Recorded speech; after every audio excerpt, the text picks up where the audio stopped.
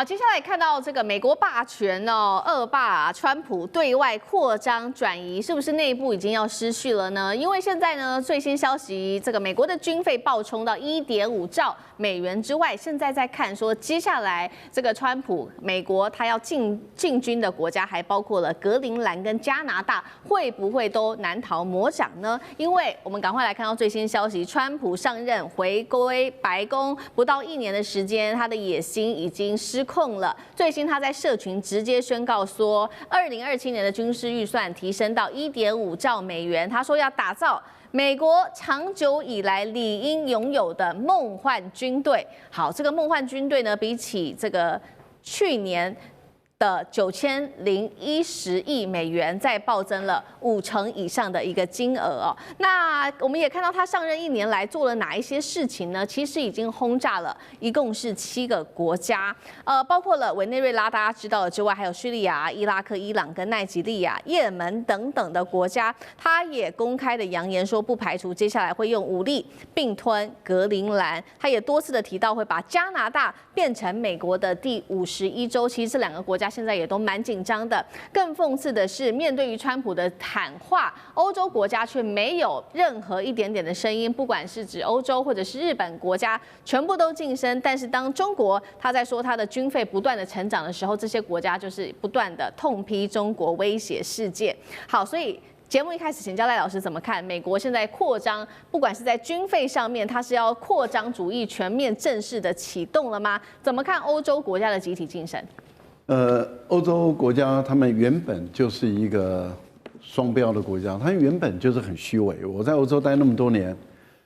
他们西方人本来就是西方的政府本来都是一个虚伪的政府，跟西方人没关，这很特别。西方人是当他成为一般百姓的时候，人很好，讲诚信，讲法律讲规矩。我这是讲实在话，可是当他从政以后，他就变成另外一套人，都成为马基维里的信徒，满口谎话这个是一个很有意思的一种，我觉得可以作为这个社会学跟政治社会学的一个调查对象就是为什么当他成为正常人的时候是还不错的，欧洲人都是讲人权、讲法治，怎么成为政客以后呢，都变成另外一个魔鬼这个是很有意思。好，我们来看看是这样子。川普，美国的总统历届以来，奥巴马他发现他们的政府债台高筑，所以快要破产，危险，因此他把他的国防经费定在5500亿作为天花板，不要超过这个钱，最多5600亿左右。那他用这个控制防卫预算来去解决他的债务问题。可是他后来的不孝子孙就叫拜登虽然年纪比他大，但是呢，后来的第2任的接班人，我讲是民主党的，他就把它成长到8800亿，美国的政府的债务负担一直在扩大。到了川普的时候，又扩张到9100亿，债务负担在扩大。现在他食髓知味了，他觉得钱多花在军事上，因为他想要做的东西太多了，他想要打造梦幻的这个新一代的导弹驱逐舰，他想要再打造梦幻的第6代的这个战机，他想要的东西太多了，他还要登陆月球，他想要的东西太多，结果9100亿不够用，他现在要提高到15000亿美元左右，这个一定会让美国的债务负担更重。他说：“我用我的关税来支付这个钱，这是假话，因为他去年的关税也不过就是2000多亿，怎么可能来去支付他所要多增加的那将近6000亿美元的这个经费？”好，所以我个人认为，他这个预算能不能完全通过，在国会里面有的争论，第二个就是他要确保他不会破压，对，今年11月的选举的时候不会破压。第3个就是您提到的欧美的他的盟友就是欧洲人跟日本人为什么都晋升？这些国家我刚刚讲的，他们本来就是双标党，就是双标国，他们本来就是没有道德的国家，他们永远就是欺负发展中的国家，指责发展中的国家，然后他们自己本身带头违法乱政，然后指责对方违法乱政。这些人就是每天喷的古龙水然后头发拨的那个弄得很像我这样那么整齐，全身喷满香水，但是呢，永远都是满嘴仁义道德，但干的都是见不得人，是不是我？是讲的是那些这个日本跟欧洲的政客。所以我觉得对于那些人，他们已经道德破产了。我个人觉得他们的讲话在国际间，他们根本已经没有影响力了，大家不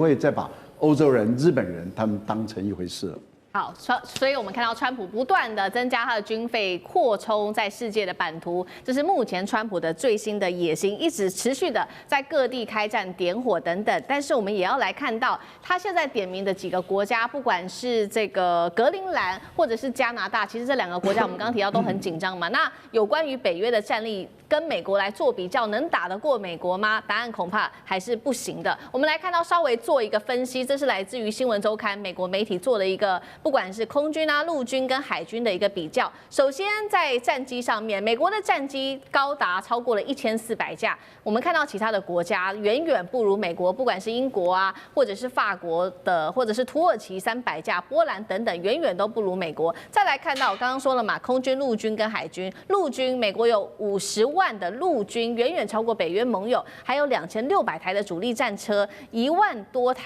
多台的装甲运兵车，那英国、法国只有200台左右。海军呢，美国有11艘航空母舰跟65艘的潜艇，那么英国只有2艘的航空母舰跟4艘可以携带核弹头的潜艇，加拿大则是有4艘的潜艇，所以我们看到在军力上面还是远远的不及美国的。如果川普他说他要并吞格陵兰、加拿大，北约挡得住吗？厉将军怎么看？其实这个如果说拿美国跟北约这些国家就这个表面上面数字来比较的话，我觉得是不切实际的。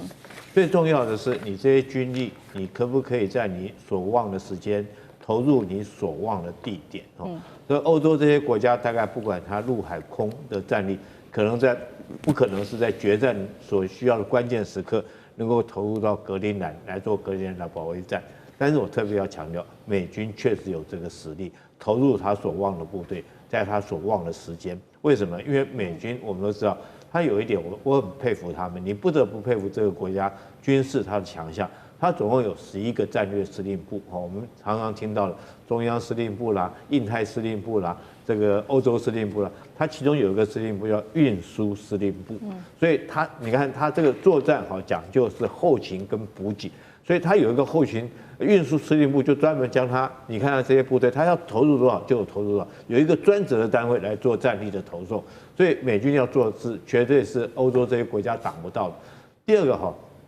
美军需要对格陵兰动手，我认为他不需要，他用买的就可以买下来了。卢比奥也讲的话，我们可以用买的。这个你知道我算过，格陵兰人口不过是57000人而已。那如果说一个人花100万美金好了，总共也不过就是570亿美金，570亿美金你能够拿下一个200万平方公里的土地，其实是 CP 值很高的、很划算的。你只要每个人发给他100万美金就够。可是卢比奥虽然说讲了他要买，但是白宫的反过来讲我们不排除用军事力量来夺取。所以从这句话我们就看得出来，这个北约国家没有能力跟你对抗，也不会跟你对抗。然后你卢比奥用买的也可以买下来，但是为什么白宫还要讲说不排除用武力的方式来获取呢？我觉得纯粹就是满足这个川普他那种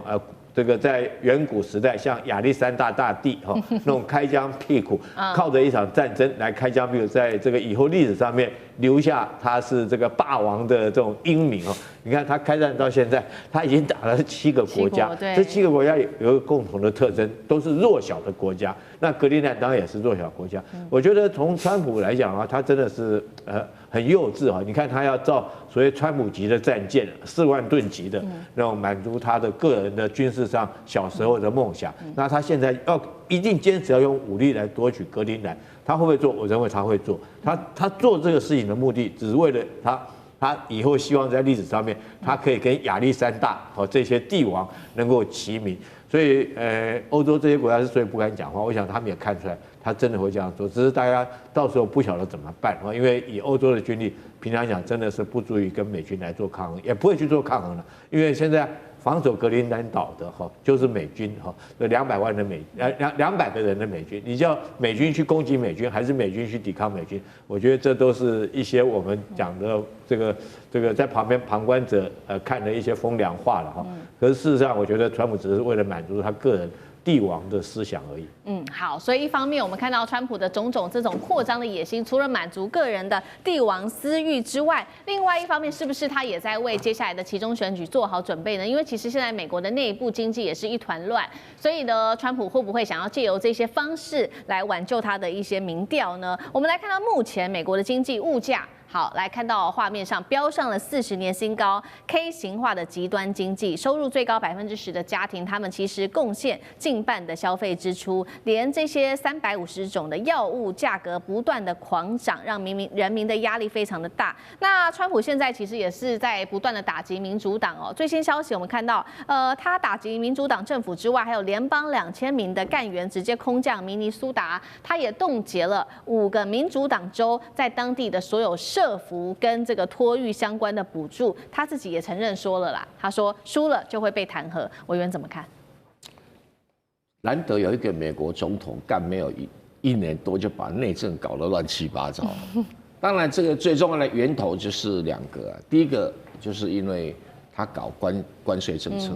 然后搞这些科技产品的对抗。对。因为本来以为说商级300，商人这个700，现在几乎是平分一半，那自己受伤就很重了。那这种因为关税问题产生的物价，而且这个物价都是那种生活性的，不是那种什么汽油之类的东西，都是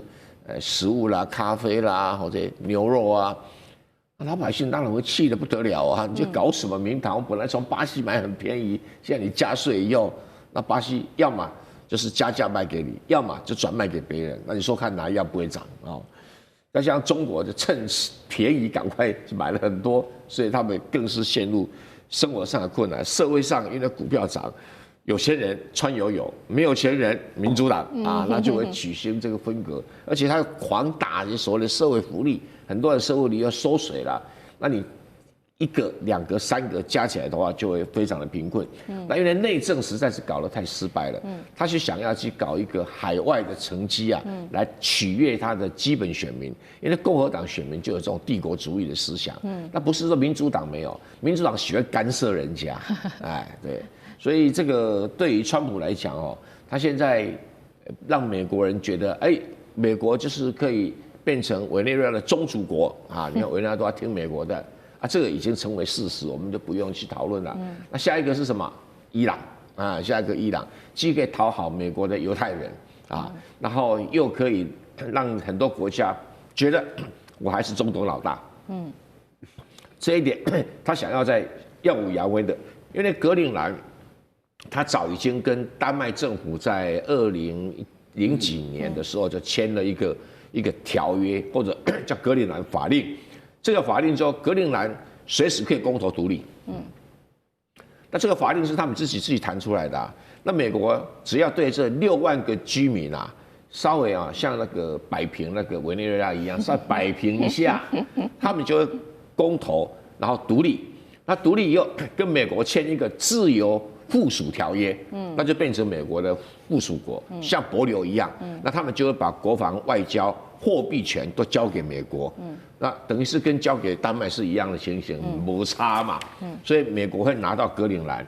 那丹麦政府当然会抗议那你法律上你没办法抗议，那再加上北约其他国家也不理你，那欧盟国家每个人冷眼旁观不讲话你们好好商量，那格陵兰就被拿走了。是，好，谢谢委员。那我们休息一下，马上回来。地缘政治、美中之争、战略价值、强权崛起、小国生存。现在与未来洞悉事件走向，掌握世界脉动，全球观点。